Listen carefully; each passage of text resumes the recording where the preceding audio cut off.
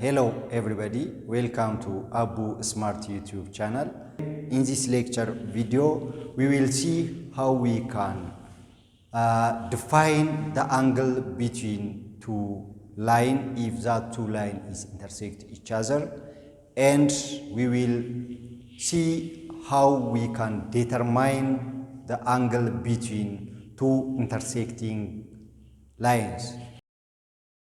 Let us consider the following graph and answer the question that follows. When we consider this graph, this is x, y coordinate is given and line L is here. Angle theta is an angle that formed between x-axis and terminal side line L. This angle alpha is inclination angle, and point Q x naught comma 0 and point P x comma y is given on line L. Then let us take this point called R. Let us see, or let us take this point is R x comma 0. We get this point from P and Q. When x is in vertical line, value of first entry is the same on that vertical line. Therefore, when point P is x comma y, we can say here first entry is x, second entry is taken from point Q, because on horizontal line the second entry of all point in that horizontal line is the same. Therefore, the second entry of Q is 0. Also, the second entry of R can be 0, because on horizontal line all points have the same second coordinates, and on vertical line they have the same first coordinates x. Then let us do the following exercise. Find a tan of alpha. By definition of tangents, tan of angle alpha is equal to opposite over adjacent. That means when we find tan of alpha is equal to opposite side of angle alpha over adjacent side of angle alpha. Then opposite side of angle alpha is when we find the distance between P and R. X is the first entry is constant. Therefore, when we find the distance between R and P, it becomes y minus 0. When we find the distance from P to R, it becomes y minus 0, means y.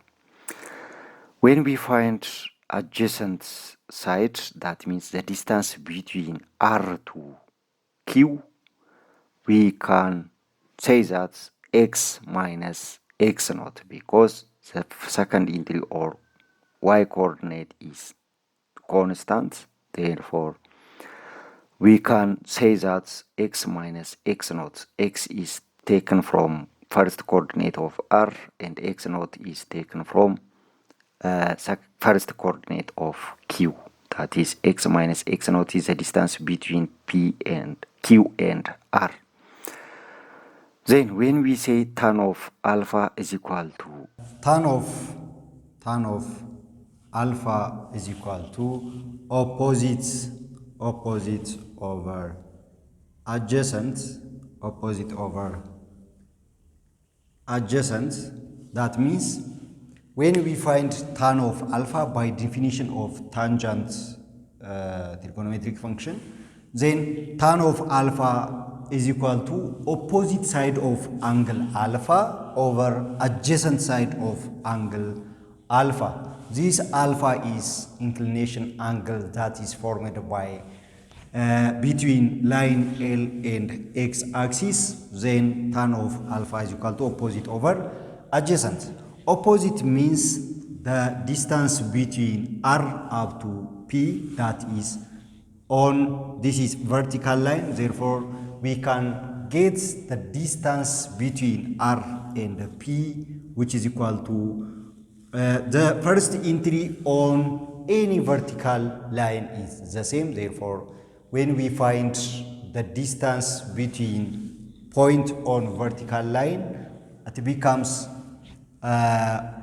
second entry y minus 0, which is equal to y. Y minus 0 is a distance between R and P. The distance between Q and R is, or this is horizontal line, then Q and R is on the same horizontal line. That means they have the same second coordinate or y coordinates 0, 0. Therefore, the distance between Q and R is x minus x naught. X minus x naught when we find the distance between Q and R. Then tan of alpha is equal to opposite over adjacent, means opposite side of angle alpha is y over adjacent side of alpha is x minus x naught. Let us see B. Slope of line L. Let us see on board. For B, slope, when we find slope of this line, slope means it is abbreviated by m. M is equal to when these 2 points P and Q is on this line L, when we find a slope of this line L, y minus 0 over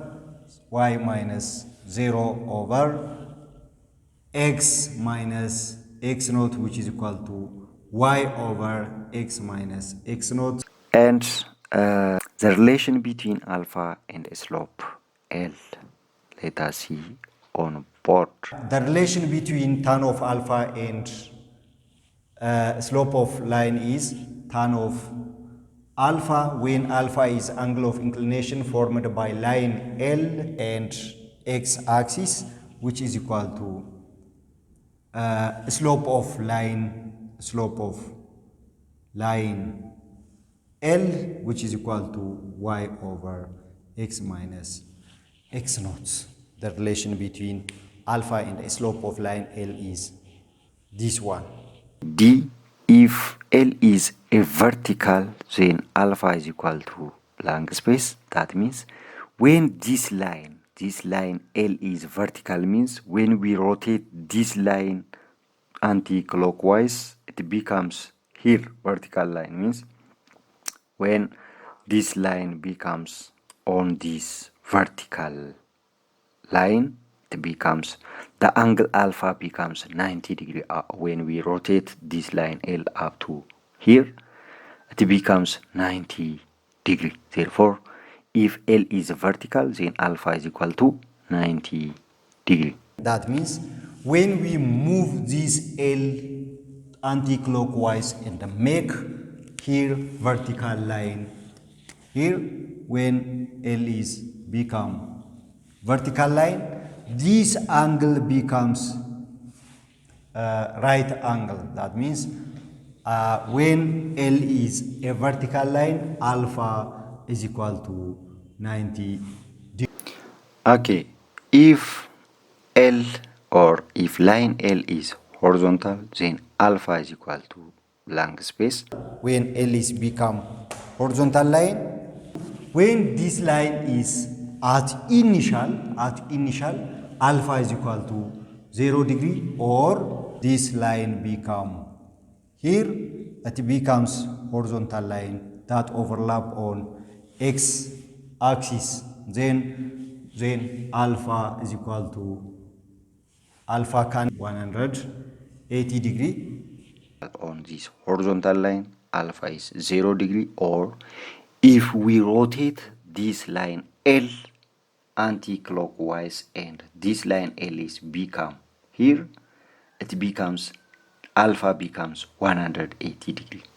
Therefore, alpha can be 180 degree or alpha is 0 if line L is horizontal.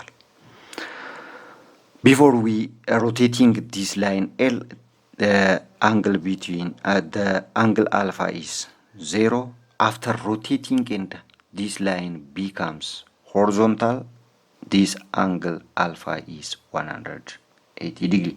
For the question F, if alpha greater than 90 degree, do you get the same relation as in C above between tan alpha and the slope of a line L? Yes, we get the same relation as expressed in C, or as described in C.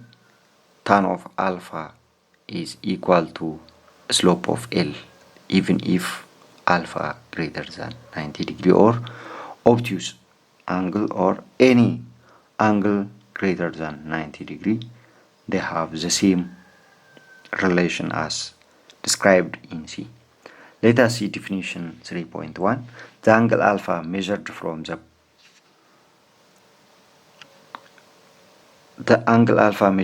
the positive x-axis to a line in a counterclockwise direction is called angle of inclination of line. That means, for example, when we see this line L in this graph, if the angle alpha measured from the positive x-axis, means from here or from here, when this line is rotated to anti-clockwise, this angle formed between x-axis and line L is known as angle of inclination.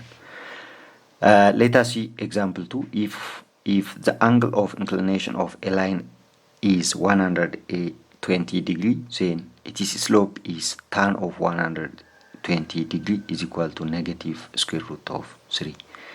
We have to find reference angle for 120 degree, that becomes 60. Tan of 60 in second, this angle is in second quadrant. In second quadrant, tan is negative, therefore tan of 120 degree is equal to negative of tan of 60, because 120 degree is obtuse angle, therefore it becomes in second quadrant. In second quadrant, the sign of tan is negative, therefore it becomes sine of 60 over cos of 60, therefore it becomes cos of 60 is negative in second quadrant, because it is in second quadrant. Therefore tan of 120 degree is equal to negative square root of 3. Okay, let us see example 3. If the slope of a line is 1, then its angle of inclination is 45 degree.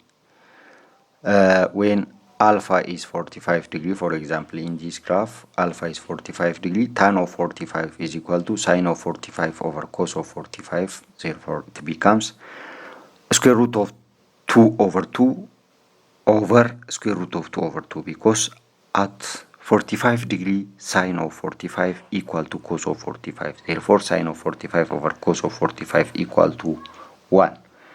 Therefore at an angle of 45 degree, slope of that inclination angle 45 degree, the line that formed anti-clockwise direction. That means if line L is terminal side of this inclination angle, therefore it becomes, the slope of this line becomes 1. Consider the following two intersecting line and answer the question that follows in activity 3.2. What is the angle of inclination of L1? For L1, that means a line L1, angle of inclination is alpha. For line, what is the angle of inclination of L2? Angle of inclination is angle formed between x-axis and line L. Therefore, when we find angle of inclination of L2, angle of inclination of L2 is gamma. And can you find any relation between alpha, gamma, and beta? Yes, we can find the relation between alpha, gamma, and beta.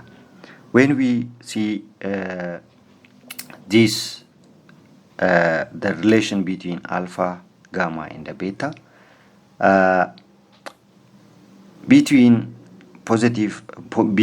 x-axis L1 and L2, they are formed triangle here. Then when we see alpha, it is interior angle of triangle, this triangle. Then B has vertical opposite angle here in this triangle, and gamma is obtuse angle. Therefore, we can get here 180 degree minus alpha. Then by summation of interior angle of triangle, gamma, alpha plus 180 degree minus gamma plus beta is equal to 180 degree. Okay, definition 3.1 ላይ ምንድነው የሚለው? the angle alpha measured from the positive x-axis to a line in the counterclockwise direction is called angle of inclination of the line ይላል። ይሄ ማለት ምን ማለት ነው? አንድ ለምሳሌ ይሄንን ግራፍ ብንወስደው ይሄ ላይን angle of ለዚህ ላይን angle of inclination የምንለው ከx axis counter clockwise rotate ስናደርገው ላይኑን በx axis እና በላይኑ መሃል የሚፈጠረው ይሄ angle of inclination ይባላል ማለት ነው። example 2 ላይ if the angle of inclination of a line is 120 degrees, then its slope is tan of 120 degrees is equal to negative square root of 3 ይላል። ይሄ ምን ማለት ነው? ይሄ angle of inclination አችን ለምሳሌ አሁን በx axis እና በL2 መሃል ያለው ይሄኛው angle ጋማ 120 ዲግሪ ቢሆን 120 ዲግሪ ቢሆን 120 ማለት ሰከንድ ኳድራንት ውስጥ ነው የሚገኘው። ስለዚህ value of tan of gamma ኔጌቲቭ ነው የሚሆነው ማለት ነው። ሳይን ብቻ ስለሆነ ሰከንድ ኳድራንት ውስጥ ፖዚቲቭ የሚሆነው tan ኔጌቲቭ ነው የሚሆነው ማለት ነው። ስለዚህ ይሄ tan of 120 ዲግሪ tan of 120 ዲግሪ ሪፈረንስ አንግል ስንፈልግ ሰከንድ ኳድራንት ውስጥ 180 minus theta ስለሆነ ወይም ደግሞ minus gamma ስለሆነ ምናገኘው tan of 60 ይሆናል። tan of 60 ደግሞ square root of 3 ነው። ሰከንድ ኳድራንት ውስጥ ስለሆነ ደግሞ negative of square root of 3 ይሆናል ማለት ነው። ሌላው ከዚህ አክቲቪቲ 3.2 ላይ ይሄንን ግራፍ በማየት what is angle of inclination of L1 ይላል። ለL1 angle of inclination alpha ነው የሚሆነው። ለL2 ደግሞ ወይም ደግሞ ለዚህ ሰከንድ ላይን angle of inclination gamma ነው የሚሆነው ማለት ነው። can you find any relation between alpha, gamma and beta ይላል። እነዚህ ሶስቱ አንግሎች መሃል ያለውን ሪሌሽን ማውጣት እንችላለን ማለት ነው። ቤታ ማለት በላይን 1 እና በላይን 2 መሃል ያለው አንግል ማለት ነው። ሁለቱ ኢንተርሴክሽን ካላቸው እቺ ከአንቲ ክሎክዋይዝ ዳይሬክሽን ከኤል1 ወደ ኤል2 የተለካችው ቤታ አለች። በእነዚህ በሶስቱ መሃል ያለው ሪሌሽን ደግሞ ምንድነው?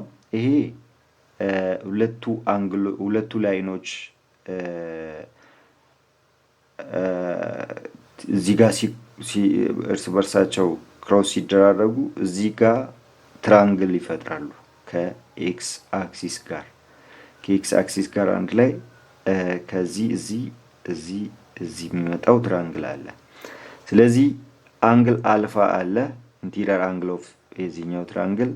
በዚህ ጋር ደግሞ እዚህ ጋር ቤታ ከሆነ ቨርቲካል ኦፖዚት አንግሉ እዚህ ጋር ነው የሚሆነው። ቨርቲካል ኦፖዚት ለዚህ ለሁለቱ ላይን ቨርቲካል ኦፖዚት አንግሉ እዚህ ጋር አለ ማለት ነው የቤታ። ስለዚህ ቤታ እዚህ ጋር ከሆነ ይሄ ደግሞ ቨርቲካል ኦፖዚት አንግል ኦፍ ቤታ እኩል እዚህ ጋር ያለው አንግልና እቺኛው አንግል እኩል ናቸው ማለት ነው። ከዚህ ወደዚህ የተለካቸውና ከዚህኛውም ደግሞ እቺኛው አንግል ኮንግረንት ናቸው ቨርቲካል ኦፖዚት አንግል ስለሆኑ ስለዚህ ይሄንን ቤታ ልንለው እንችላለን ማለት ነው። ይሄን ቤታ ብንለው ይሄ ደግሞ ይሄኛው አንግል እዚህ ጋር ያለው ይሄ ጋማ ከሆነ ይሄ 180 ማይነስ ጋማ ነው የሚሆነው። ይሄ 100 ይሄንን አንግል 180 ማይነስ ጋማ ይሆናል። አንድ ላይ ስናመጣው ምንድነው የሚሆነው? አልፋ ፕላስ ቤታ plus 180 summation of interior angle of triangle ማለት ነው። ስለዚህ ከዚህ ሪሌሽን ምንድነው የምናገኘው? እቺን 180 ስናሻግራት 0 ይመጣል። ስለዚህ ማይነስ አልፋ እናገኛለን ማለት ነው።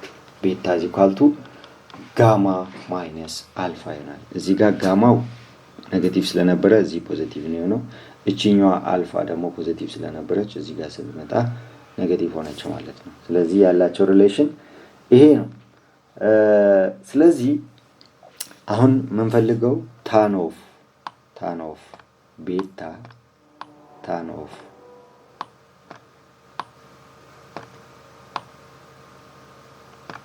is equal to tan of እዚህኛው ነው ይሆናል ማለት ነው። ጀነራሊ tan of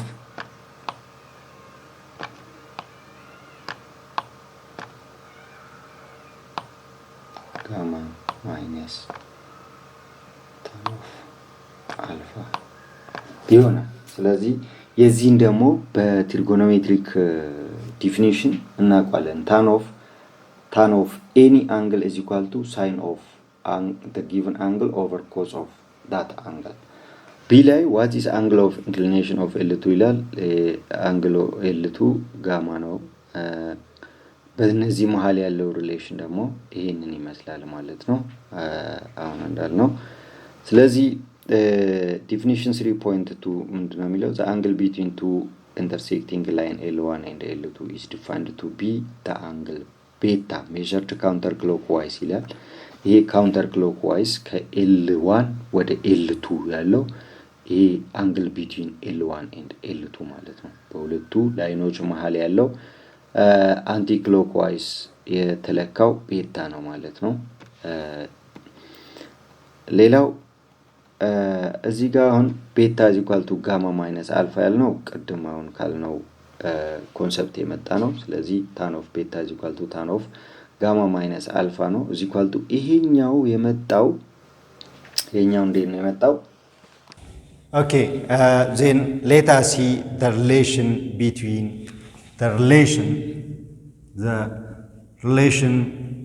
between alpha, gamma and beta.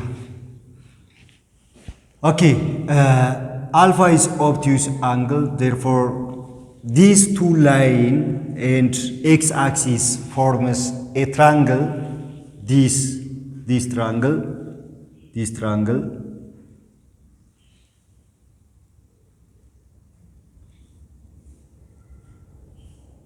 this triangle then this angle is 180 minus gamma and this angle is vertical opposite angle of beta, therefore it is equal to beta, therefore we can call it beta. Therefore when we see the relation between alpha, gamma and beta, alpha plus beta plus 180 degree minus gamma is equal to 180 degree by summation of interior angle of triangle, by summation of interior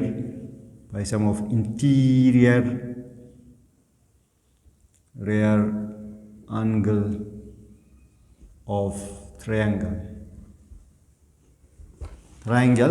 Then we can say that this implies that alpha plus beta minus gamma is equal to 180 degree minus 180 degree, which is equal to 0. This implies that beta is equal to, when we move gamma at right side of equality, it becomes positive gamma minus alpha.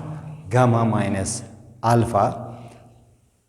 Therefore, this alpha, gamma, and beta has this relation. When we see slope of line L1, slope of L1 is equal to tan of alpha, and slope of L2 is equal to tan of gamma, and beta is angle between line 1 and line 2. Then tan of beta is equal to tan of gamma minus alpha, because beta is equal to alpha, which is equal to tan of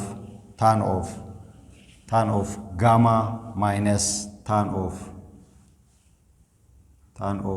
alpha over 1 plus tan of gamma times tan of alpha, which is equal to tan of gamma means the slope of, let us take this is M1 and this is M2, slope of line 2 is M2. Then gamma means slope of M2, slope of line 2, therefore M2 minus M1 over 1 plus M1 times M2.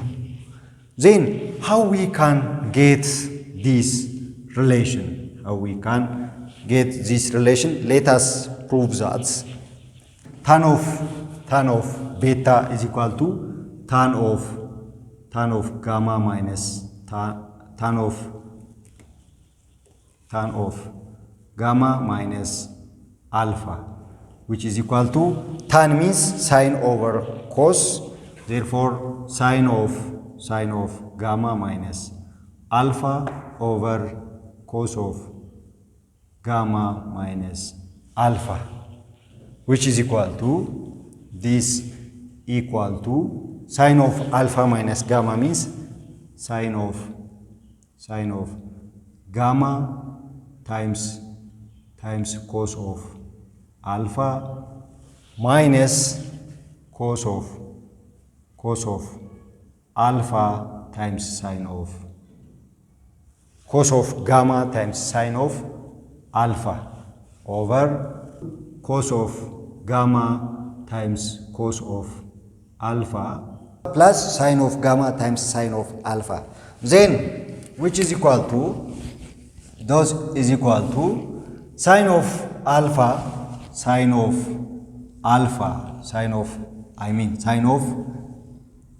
gamma times cos of alpha minus cos of gamma times sine of alpha over, let us say, over cos of gamma times cos of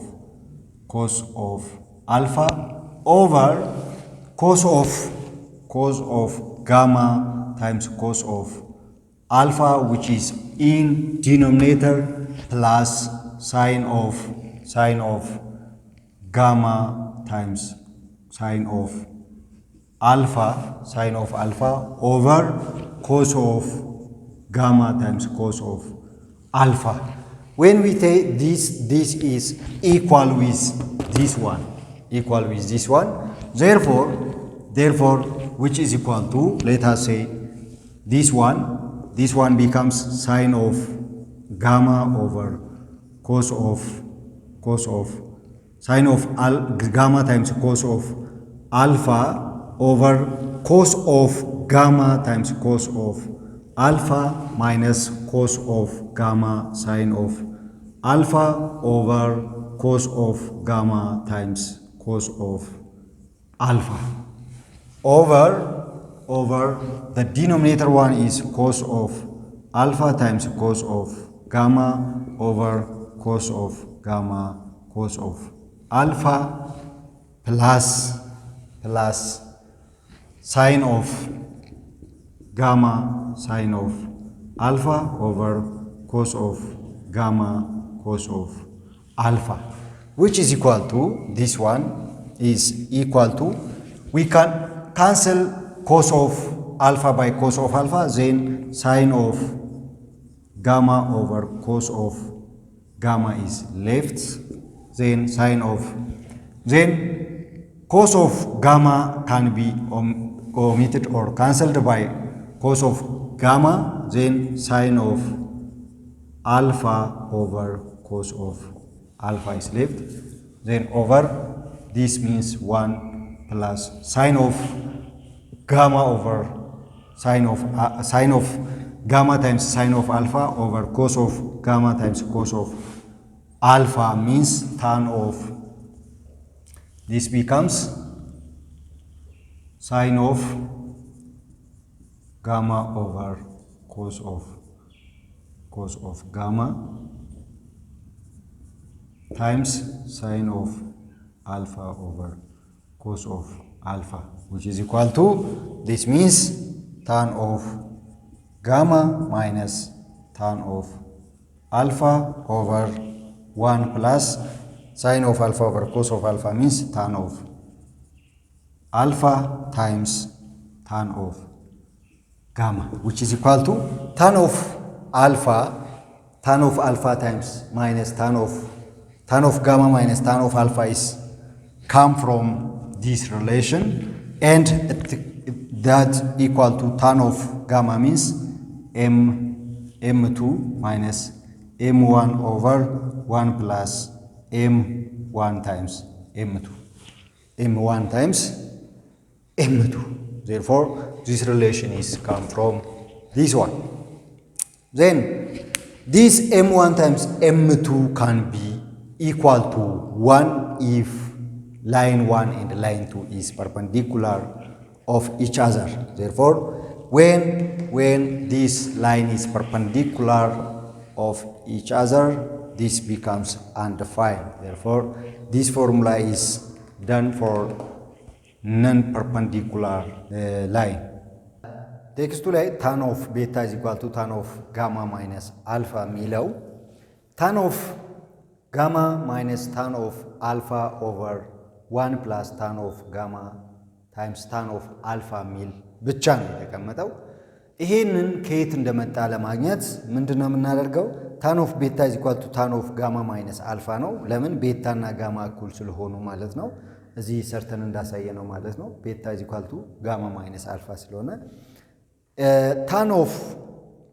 tan any by definition of tangent function tan is equal to sine over cosine ነው። ስለዚህ tan of gamma minus alpha is equal to sine of gamma minus alpha over cos of gamma minus alpha ነው is equal to sine of እዚህ ጋር ደግሞ እቺ sine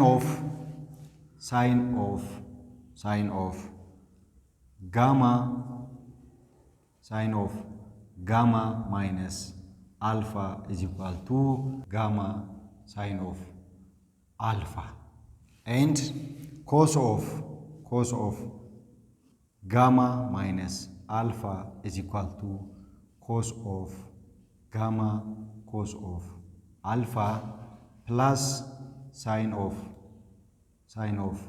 gamma sine of alpha. Therefore, sine of gamma minus alpha over cos of gamma minus alpha is equal to sine of gamma times cos of alpha minus cos of gamma times sine of alpha over cos of gamma minus alpha is equal to cos of gamma times cos of alpha plus sine of gamma times sine of alpha. Then sign of when we divided numerator and the denominator by cos of gamma over cos of alpha, cos of gamma times cos of alpha, sine of alpha times cos of sine of gamma times cos of alpha minus cos of gamma times sine of alpha over cos of gamma times cos of alpha, all over cos of gamma times cos of alpha plus sine of gamma times sine of alpha over cos of gamma times cos of alpha ብንለው ይሄ ማለት ከዚህኛው ጋር እኩል ነው። ስለዚህ ኢኩዌሽኑን አልቀየርነውም ማለት ነው። ስለዚህ ይሄንን ብናጠፋ የመጀመሪያውን ኢኩዌሽን ነው የምናገኘው። ስለዚህ ይሄና ያ ተመሳሳይ ነው፣ ምንም አልቀየርነውም ማለት ነው ኢኩዌሽኑን። ስለዚህ ይሄ ማለት ደግሞ ለሁለቱም ነው ዲኖሚኔተሩ የቆመው። ስለዚህ ሳይን ኦፍ ጋማ ኮስ ኦፍ አልፋ ኦቨር ኮስ ኦፍ ጋማ ኮስ ኦፍ አልፋ እችኛዋ ማለት ነው። ይሄኛውን ደግሞ ማይነስ ኮስ ኦፍ አልፋ ታይምስ ሳይን ኦፍ ኮስ ኦፍ ጋማ ታይምስ ሳይን ኦፍ አልፋ ኦቨር ኮስ ኦፍ ጋማ ታይምስ ኮስ ኦፍ አልፋ ማለት እንችላለን። ይሄ ለሁለቱም ተርሞች ስለሆነ ማለት ነው። ሳይን ኦፍ እዚህ ጋር ደግሞ ሳይን ኦፍ አልፋ ሳይን ኦፍ ጋማ ታይምስ ኮስ ኦፍ ጋማ ታይምስ ኮስ ኦፍ አልፋ ኦቨር ኮስ ኦፍ ጋማ ታይምስ ኮስ ኦፍ አልፋ ማይነስ እዚህ ጋር እቺ ፕላስ አለች፣ እቺኛዋ ፕላስ እቺ ፕላስ ነች። ሳይን ኦፍ ጋማ ታይምስ ሳይን ኦፍ አልፋ ኦቨር ኮስ ኦፍ ጋማ ታይምስ ኮስ ኦፍ አልፋ ይሆናል ማለት ነው። ስለዚህ እቺኛዋ ኮስ ኦፍ አልፋ በኮስ ኦፍ አልፋ ስትጠፋ ሳይን ኦፍ ጋማ ኦቨር ኮስ ኦፍ ጋማ ነው የሚቀረው። እዚህ ጋም ኮስ ኦፍ ጋማ በኮስ ኦፍ ጋማ ሲጠፋ ሳይን ኦፍ አልፋ ኦቨር ሳይን ኦፍ አልፋ ነው የሚቀረው ማለት ነው። ዜን ይሄኛው ደግሞ አንድ ነው የሚሆነው ፕላስ ሳይን ኦፍ ጋማ ታይምስ ሳይን ኦፍ አልፋ ኦቨር ኮስ ኦፍ ጋማ ታይምስ ኮስ ኦፍ አልፋን ለብቻ ብናደርጋት ሳይን ኦፍ አልፋ ኦቨር ኮስ ኦፍ አልፋ ሳይን ኦፍ ጋማ ኦቨር ኮስ ኦፍ ጋማ ታይምስ ሳይን ኦፍ አልፋ ኦቨር ኮስ ኦፍ አልፋ ስንል ይሄ ደግሞ ይሄኛው ታን ኦፍ ጋማ ነው የሚሆነው ማይነስ ታን ኦፍ አልፋ ኦቨር 1 ፕላስ ይሄ ማለት ታን ኦፍ ጋማ ነው የሚሆነው ይሄኛው ታን ኦፍ አልፋ ይሆናል ማለት ነው። ይሄንን ይሰጠናል። ከዛ ነው የመጣው ይሄ ሪሌሽን ማለት ነው። ይሄ እዚህ ጋር የተሰጠው ሪሌሽን ማለት ይሄኛው ሪሌሽን ያገኘነው ይሄኛውን ሪሌሽን ያመጣ ነው ከዚህኛው ነው ማለት ነው። ስለዚህ በዚህ መልኩ ፕሩፍ ማድረግ እንችላለን። ይሄ ታን ኦፍ ጋማ ደግሞ መጀመሪያውኑ ኤም2 ብለነዋል። ታን ኦፍ አልፋ ደግሞ ኤም1 ብለነዋል። ስለዚህ በዚህ መልኩ ነው ማለት ነው። እነዚህ ደግሞ ኤም1 ኤም2 ኔጌቲቭ 1 ከመጡ ይሄኛው ኤክስፕሬሽን አንዲፋይን ነው የሚሆነው። ስለዚህ ኤም1 ታይምስ ኤም2 ዲፍረንት ፍሮም 1 መሆን አለበት። ያ ማለት ደግሞ ይሄ ኤም1 ታይምስ ኤም2 ማለት ስሎፕ ኦፍ ላይን 1 ታይምስ ስሎፕ ኦፍ ላይን 2 ነው። እነዚህ ኔጌቲቭ 1 መምጣት የሚችሉት ሁለቱ ላይኖች ፐርፐንዲኩላር ኦፍ ኢች አዘር ከሆኑ እነዚህ አንዱ የአንዱ ፐርፐንዲኩላር ላይን ከሆነ ነው ኤም1 ታይምስ ኤም2 ኔጌቲቭ 1 ሊሆን የሚችለው ያለፈው ግሩፕ ወርክ ውስጥ እንዳየ ነው ማለት ነው። Let us see this given note on your text. The denominator 1 plus m1 times m2, that means slope of line 1 times slope of line 2 is equal to 0 if and only if m1 times m2 is equal to negative 1. But this is happened if L1 and L2 is perpendicular each other. Therefore, if L1 is perpendicular with L2, this become undefined.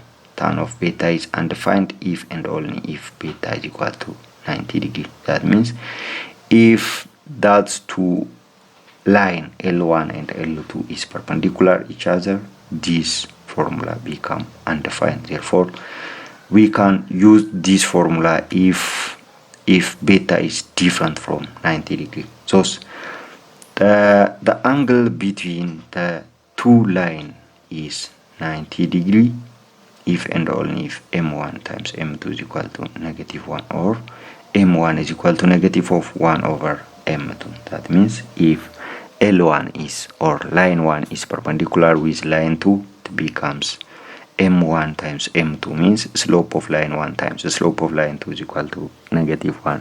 ኤክሰርሳይዝ 3.1ን በሚቀጥለው ቪዲዮ ውስጥ ታገኙታላችሁ። ከኛ ጋር ስለቆያችሁ እናመሰግናለን። እንግዲህ በቀጣይነት ይሄንን እንደዚህ አይነት ቪዲዮዎችን እንድናቀርብላችሁ ላይክ፣ ሼር እና ሰብስክራይብ ማድረግ እንዳትረሱ። ያው ጀማሪ እንደመሆናችን መጠን ሰብስክራይበር ስለሚያስፈልገን ሰብስክራይብ ማድረግ እንዳትረሱ። ከኛ ጋር ስለነበራችሁ አመሰግናለሁ።